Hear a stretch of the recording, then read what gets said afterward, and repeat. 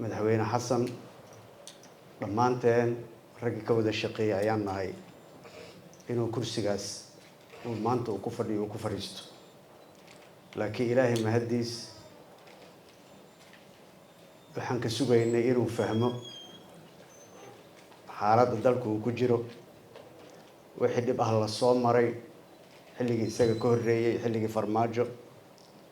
wixii dhibaato la soo maray waxaas inuu fahmo ilaahay ma tusin marka aniga markaan baaray oo aan fiiriyay isagana uu qirtay meel fagaara ah oo madaxweynuhu ka sheegay meel qaldanaan isleeyahay waa ka raadinaysiin madaxweynuhu inuu nala fariisto uu aqbalo heshiis doorasho oo lisla ogol yahay waxaan isleeyahay meesha ay ka qaldan tahay uuna fagaaraha ka sheegay waxa weeye madaxweynuhu wuxuu markasta ku soo celiyaa qarash iyo dhaqaale iga galay doorashadan qofkii codka ah marka dhaqaale iyo qarash aan dawladda u soo xaroonin meel uu ka keenay aanan annaga garanaynin ayuu leeyahay waa iga gashay marka waxaan leeyahay haddii aan bal bahasha lacagta aruurino oo aan la fariisanno oo aan sidaan wixii wax uga caymiya odayga waa qaadan karaa isleeyahay markaas waa inuu baxana waa ogol yahay maadaama waxa laga shaqeynayo uu ka shaqeynaysa ay siyaasad ahayn siyaasad waa la yaqaanaa kursi in lagu fadhiyo waa la yaqaanaa waqti in la galo la tartamo ama uu lacagtii ama farsamadii lagu dheeraysan lahaayo tartankaas uu ku geli lahaa waa wada naqaanaa laakiin uma jeedo madaxweynaha diyaarna uma aha marka waxaan leeyahay saaxiibaday waa isdaalinayaan oo madasha igula jiro ninka aan dib ugu noqonno aan dhahno maxaa kaa maqan madaxweynuhu wixii kaa maqan diyaar baa u nahay si aan kugu caymino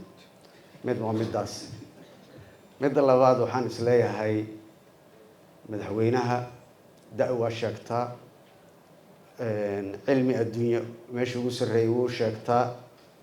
laakiin wax kalaa jiro oo annaga aanan garanayn laakiin gadaal ka soo bixi doono marka waxaan isleeyahay aan odaygaas u duceyno in uu dalkan ilaahay ka badbaadiyo oo dhibaato noo geysan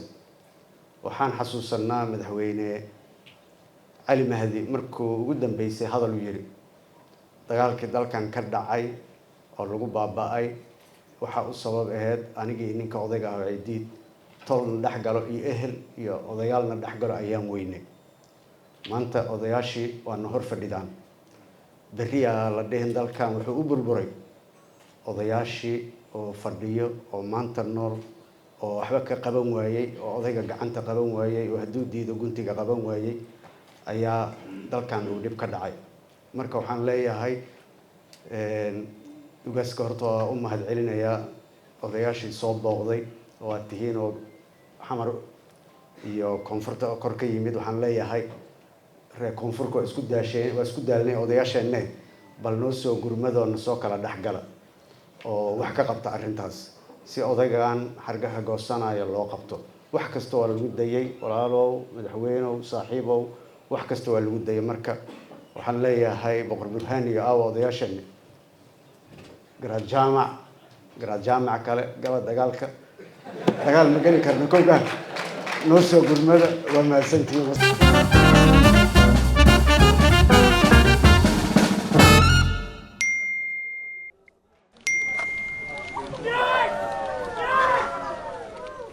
soo ma aragtaan waa degdeg waa ammaano waa fudayd waa hal martaaba oo keliya ku bixi mushaaraadka shaqaalaha si fudud oo hufan adigoo adeegsanaya tiknoolajiyada casri ah dahabbay hal taabasho oo keliya